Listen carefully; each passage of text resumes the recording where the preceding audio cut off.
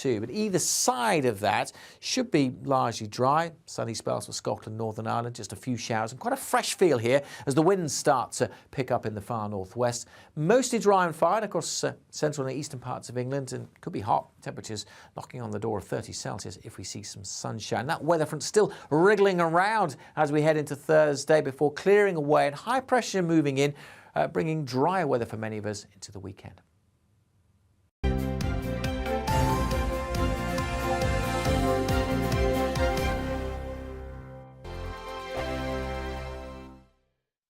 Join my show Farage, 7 p.m. till 8 p.m. Monday through Thursday, and there you will get opinion, analysis, debate, and I'll cover stories that nobody else dares to touch.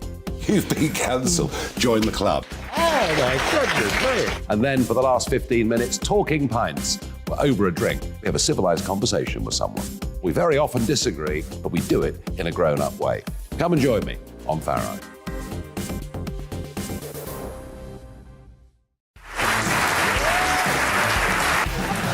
My name is Andrew Doyle. Join me every Sunday evening at 7 p.m. for Free Speech Nation. This is a show where we address current affairs and news stories of the week with the help of two wonderful comedian panellists. I brought in comics because I want to give it a lighter edge, and also they work for less. See you there.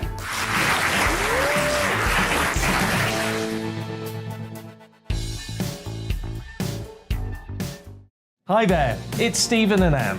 At breakfast from 6 a.m, you'll always be caught up with everything you need to know, the latest headlines, opinions and debates. We'll bring you the good news and the bad, but most of all, we're here for you. Remember, send in your views and let us know what you would like us to talk about.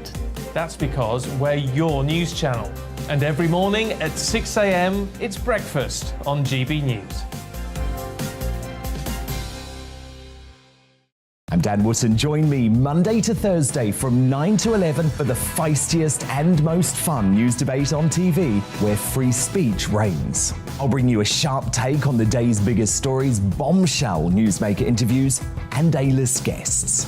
And I guarantee you, no spin, no bias, no censorship, and no reason to go to bed. That's Dan Wootton Tonight, Monday to Thursdays from 9 on GB News.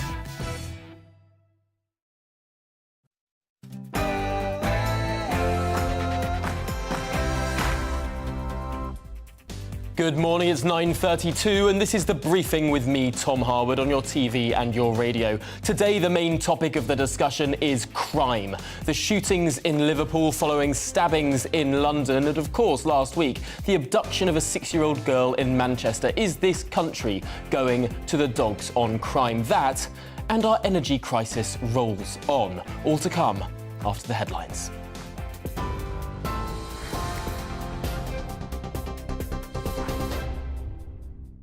Hello there, good morning. It's 9:32. I'm Bethany Elsey in the GB newsroom. A 9-year-old girl has been shot dead at a home in Liverpool. Officers attended a house in Kingsheath Avenue in Knotty Ash last night after reports that an unknown man fired a gun inside. The child was shot in the chest and later died in hospital. 2 others, a man and a woman, are in hospital with gunshot injuries. Police say an investigation is ongoing. Former President Donald Trump is asking a judge to halt the FBI's review of documents taken from his home in Florida earlier this month. He's now suing the Justice Department over its investigation into whether he mishandled them by taking them from the White House after he left office. The FBI says classified files were seized on the 8th of August, but Trump's legal team is demanding that an independent lawyer is appointed to oversee the review. Justice Secretary Dominic Raab is accusing barristers of holding justice to ransom after they voted for industrial action. Members of the Criminal Bar Association in England and Wales will stage an indefinite and uninterrupted strike next month. They're demanding better pay and legal aid funding. And Scottish councils are set to meet with unions in a bid to stop the spread of bin strikes in a dispute over pay. Rubbish has already begun to pile up in Edinburgh, with bins overflowing. Local authorities have increased their pay offer to 5%, but Unite Union says it's concerned about how it affects its lowest paid members. The strike in Edinburgh started last Thursday and isn't expected to end for another week. You're watching GB News on TV, online and DAB+ radio. Now let's get back to Tom.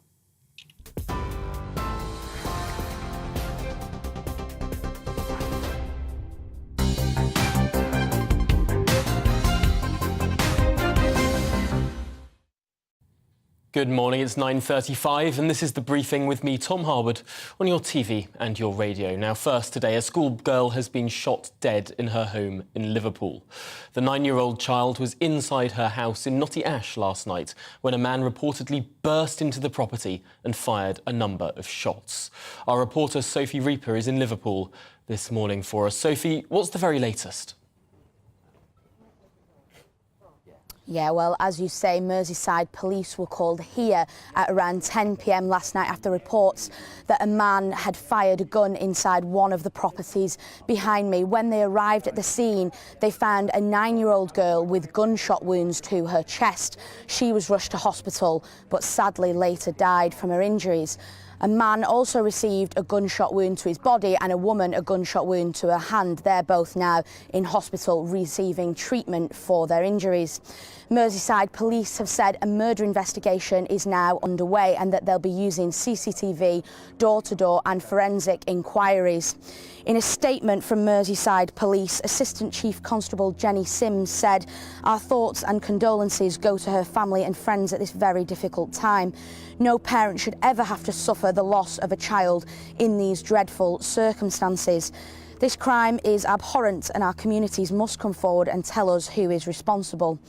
We are carrying out a number of lines of inquiry as a matter of urgency and would ask for dashcam, CCTV or mobile phone footage from anyone who lives, works or was visiting the area of Kings Heath Avenue last night." And speaking to the local community this morning, they've been telling us that this is a very tight-knit community and that they'll do what it takes to find the culprit. There's often a lot of discussion about grass culture here in this region of the country. But that's out of the window, the residents say. They need to find out who has done this after a 9-year-old girl has lost her life. There's a press conference later on today and we'll be bringing you all of the latest lines as we get them. Well, we'll be following that very, very closely. Sophie, thank you very much for the latest there, live from Liverpool. Well, let's turn now to more on this, because this is just the latest story in a spree of crime gripping the nation. The shooting of this 9-year-old girl in Liverpool was the third fatal shooting in that city in a week. And last week we learned of a suspected abduction of a 6-year-old girl in Greater Manchester. And in London, the fatal stabbing in broad daylight near Oxford Street, and a killing of an 87-year-old man on his mobility scooter. What's going on? Well, I'm joined now by Leroy Logan, former police superintendent at the Met. And Leroy, is it just that we're paying more attention to all of these stories now? Or has something happened in the last couple of months that means there is a greater degree of crime in this country than we've seen for a long time? Well, crime trends will always peak and trough, but there's been a stubborn increase in violent crime over a number of years, and it's not going down. I think it's because we're not really getting to the causes of these crimes. These sort of violent crimes don't happen overnight in most cases. And now and again, you get drastic change in someone's behaviour and they commit the most horrendous crimes overnight. But most of these cases build, So it's a question of spotting these worrying signs early enough.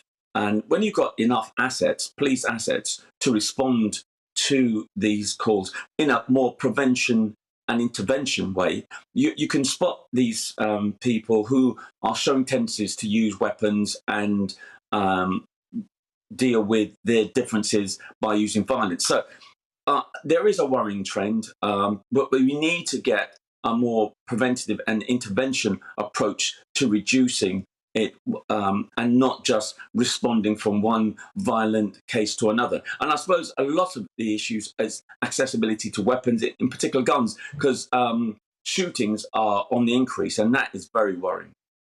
So this preventative approach that perhaps hasn't been taking so much precedence in recent years, this is about getting more officers out onto the streets. I wonder, in policy terms, how is that achieved? I'm looking back over the last decade or so. There's been politicians crowing about reducing the number of backroom workers to increase the number of front room or out on the street policemen. And I suppose, to some extent, that may have been counterproductive. If you get rid of a lot of the backroom staff, it's the frontline police officers who have to fill in all the forms, who have to actually spend too much time in the back rooms themselves.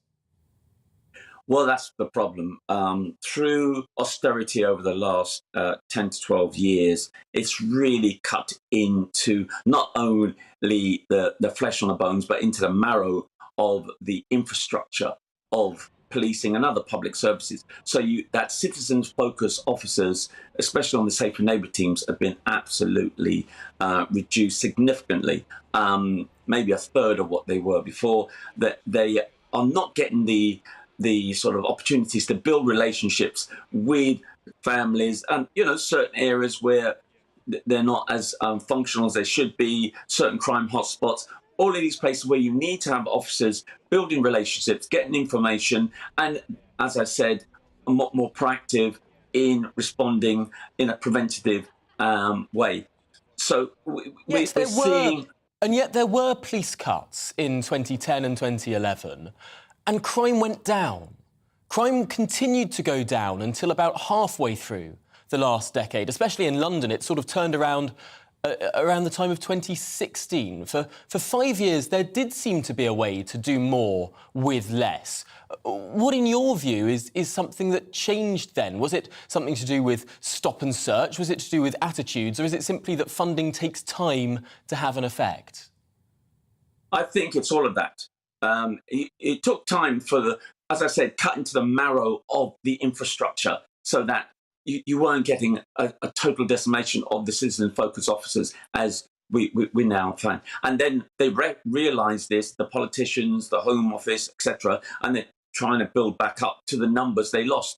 Over 40,000 police personnel back hall, as well as front-focused citizens-focused officers. So we need to build back up those numbers. And, of course, it's not just about the numbers, it's getting the right officers who've got the skills and the experience to build those relationships back up with communities so that people are telling you what's happening in their communities and not just seeing it as grassy on their mates, but actually informing officers to make safer and more secure neighbourhoods.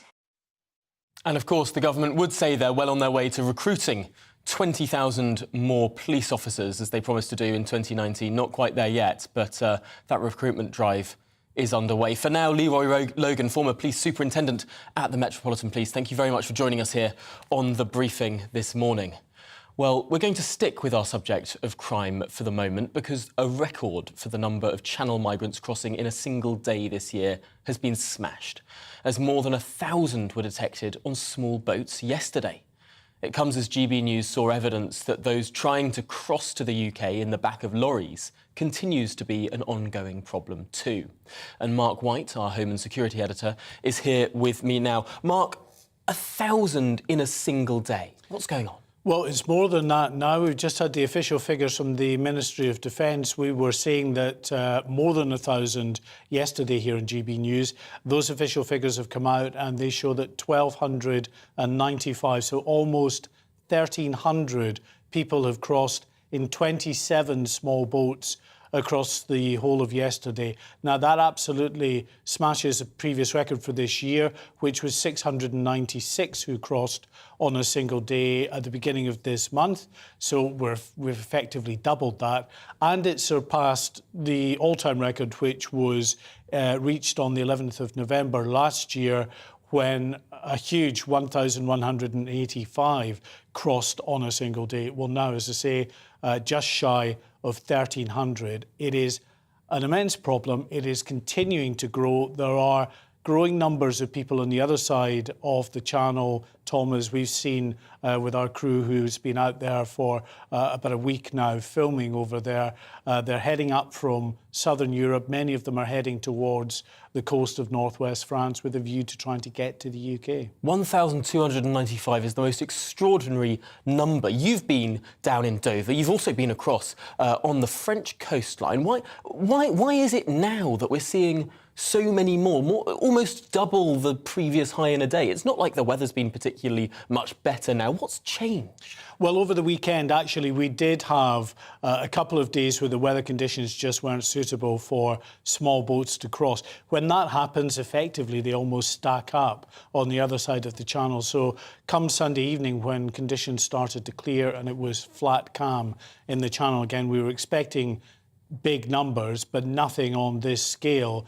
And in the months ahead, we're only likely to see those numbers increase very significantly, much further, because it was actually the back end, the last few months of last year, where we saw the biggest numbers. And we're probably going to repeat that again this year, as I say, with these numbers stacking up. And just finally, interestingly, you've been saying that there are also these crossings going on in lorries, something that a lot of people thought had sort of gone down to basically nothing as all of the migrants switched across to boats. But lorries are happening too. Yeah, quite understandably, people are very focused on small boats and that particular crisis, because it is a very visible manifestation of illegal incursions into UK waters. However, what has never gone away is what the Home Office refer to as clandestines, those who try to sneak into the back of lorry trailers or onto other vehicles to make it across the channel, either by ferry or on the Channel rail freight service. And that's running about 8,000 on an average year, the numbers that they detect. What we don't know, of course, and this is the really worrying point, is how many actually make it across, because they don't check all of the lorries. So there's likely to be many more than that who've actually made it to the UK, and most of them will have gone off actually to work in the illegal economy rather than claim asylum. Interestingly, it's easier to count, I suppose, a boat that you can see rather than a lorry that's enclosed. Well, Exactly. For now, Mark White, thank you very much for joining us this morning. Let's continue this discussion now with the former Shadow Home Secretary. Anne Widdecombe is here with us, and of course, this also ties into the Tory leadership race, of course. This Tory leadership race has focused mainly on the economy and on energy in recent weeks for very understandable reasons. It's a very key concern for people up and down the country. But potentially now crime will be rising higher up the agenda. The security of the nation, illegal migration, but also crime in our cities. Anne Widdecombe, what should these candidates be saying? Well, they should be saying, first of all, rather more than they are saying at the moment. Now, you've produced a range of issues there. And by the way, you've just mentioned people coming through on lorries. We shouldn't forget also that there is a tremendous illegal immigrant abuse of the asylum system going on at Heathrow and other big airports, where people have to have documentation to get on planes. They lose that documentation down the plane's lavatories or wherever. They then stay airside for hours on end. And then they present at the immigration desks, and you can't tell where they've come from. And they say they've come from a country of persecution. Now, it isn't just the Channel migrants, even though they are at the moment what's dominating the publicity. What should we do? I think there are two things we should do. We should introduce national identity cards. Now, that doesn't please my libertarian soul, but the fact is that we're in an emergency, and you're quite right, they go into the illegal economy, and the only way we're going to know who we've got working where, paying or skiving taxes, is if we actually have national identity cards which have to be produced. And the second thing that we need to do is to house all new asylum seekers in secure accommodation so that we know where they are. And they can't just disappear into the illegal economy. And then when we come to say no, as we will to the majority of them, we will be able to deport them, ho, ho, ho. If we actually get our act together, we will, because we know where they are. It also benefits the genuine claimants because they can be dealt with much quicker instead of being stuck in a queue, with 100,000 others from whom they're not distinguishable. So that's what we should be doing on the migration side, on the crime side. We should be, as Giuliani did in New York, investing in a vast increase in policing, having zero tolerance, because that is the way you get the message across this won't be tolerated, and focusing heavily in local areas on what the problem is. In London, for example, knife crime. Now, there should be regular stop and searching, and you should know that. If you leave your house carrying a knife, you are likely to be stopped and searched. And if you are stopped and searched, you won't just be patted on the head and told to go home, you'll be arrested. Now, if we don't actually have that sort of decisive action, you can talk all you like, nothing's going to happen. It's a really key, interesting point there on the stop and search, particularly for knives. I wonder if there's been too much stop and search for other non-violent offences, potentially, to the exclusion of the potential for violent offences. Well, I don't know what you mean by non-violent. If you mean drugs, for example, then what we should consider is this. Drugs account for a third of all crime. A third. They account for 80% of acquisitive crime. That's theft, burglary, shoplifting. They account for all of that. Therefore, you would make a huge impact on drugs. Again, I quote Giuliani. He understood that. You'd make an enormous impact on crime as a whole if you take drugs seriously. Some would say that what's causing the problems with drugs would be the way in which we've got a sort of prohibition system, in the way that gangs sprung up around alcohol in the start of the last century in the United States of America. Might that not be causing some of the real issues of crime there, taking it out of the legal economy? No, if you actually look at what happened in Amsterdam, there was a study done that showed that as soft drug use went up, which it always will, if you legalise or decriminalise drugs, it will always go up, that if soft drug use went up, so did hard drug use. And the answer isn't very difficult to work out. It's that if you legalise the soft drugs, then the drugs barons put all their efforts, because that's where their profits are going to lie, into peddling hard drugs. There are all manner of problems. It really isn't that simple, but actually enforcing the law, Giuliani proved it in New York. If you ask me for proof, he proved it. He proved it. It's a really, really interesting and myriad problem, and no doubt the Tory leadership contenders will be turning their sights to crime as they go to one of their latest hustings tonight in Birmingham. But for now, Anne Widdecombe, thank you so much for joining us on The Briefing this morning. Really appreciate your time and insight, as always. Now, finally today, new forecasts have revealed that inflation could hit 18% by January of next year, with warnings that the Bank of England could be forced to raise interest rates from 1.75% to as high as 7%. Now, on Friday, Ofgem is set to announce that the energy price cap will rise, potentially by over £1,500 this October.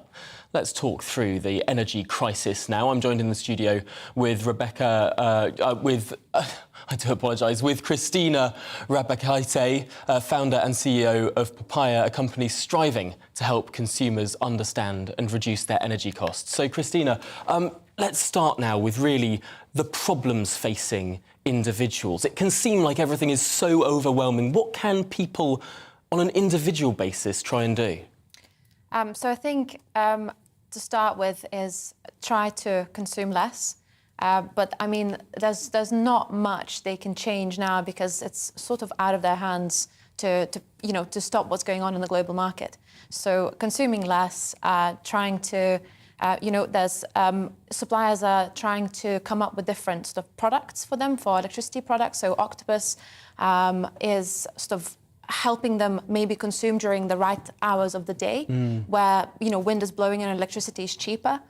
So speak to your supplier. Do they provide any additional support in that case? But really, there's not much we can do now for this winter to sort of stop the prices going up. And is this about smart metering, where you can sort of see which appliances are using the most energy and be sort of more judicious in how you use it? Or is that not really going to push the margin? I think it's just consuming during the right hours of the day.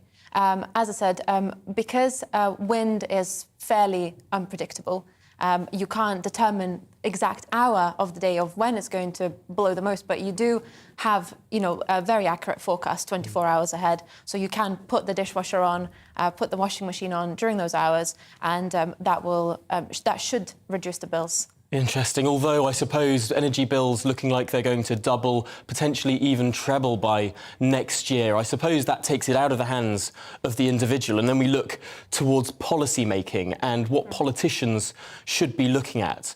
I suppose the long-term solution is obviously more supply. There's a gap between supply and demand right now, but what can be done in the short term? It's a tough one. Short term, I guess all the solutions that will take time. So I think one of the things that you didn't mention just now is storage, gas storage. So it's not just the supply. We have plenty of supply.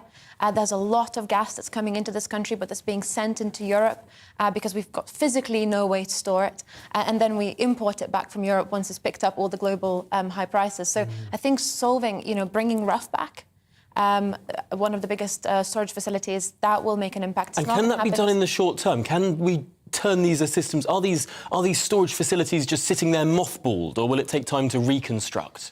We will not happen for this winter, but hopefully something can be done for next winter. This winter, really, we're just going to have to hope that the weather is kind and warm. Otherwise, it's not that much we can do to protect our security, because we're at the mercy of the Russian gas. It's a positively medieval outlook there, hoping for a milder winter.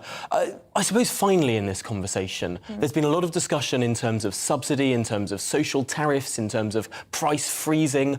What's the most practical option, in your view, for politicians to take in helping people with the cost of this? So there's several very large gas assets that have been forced out of the market because we started to concentrate more on the green economy, and they are there and they can be ramped up for this winter to support us.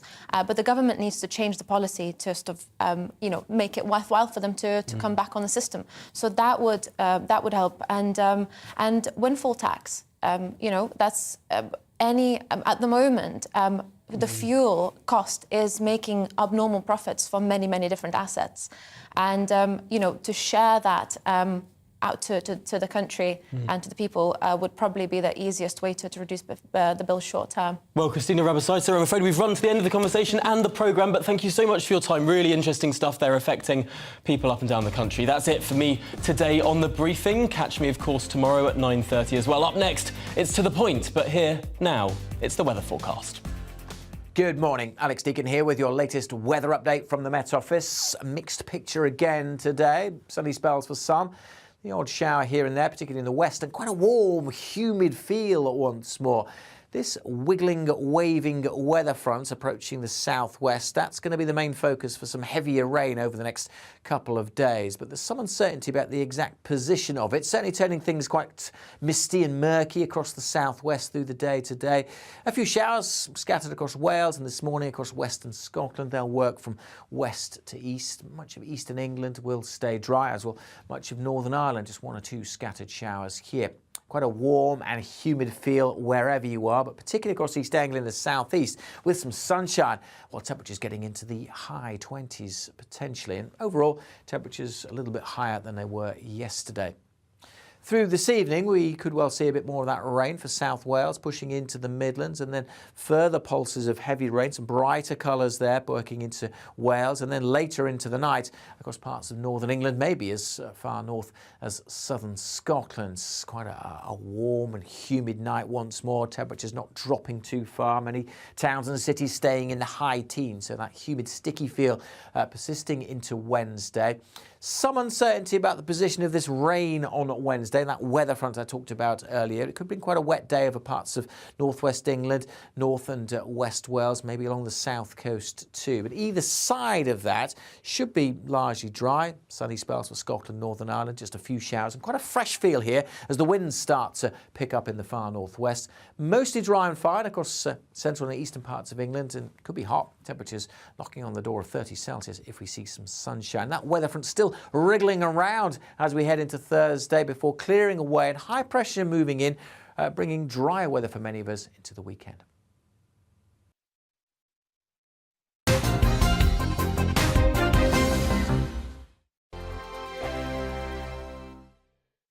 Join my show Farage, 7 p.m. till 8 p.m. Monday through Thursday, and there you will get opinion, analysis, debate, and I'll cover stories that nobody else dares to touch. You've been cancelled. Join the club. Oh my goodness me. And then for the last 15 minutes, talking pints. We're over a drink. We have a civilised conversation with someone. We very often disagree, but we do it in a grown-up way. Come and join me on Farage.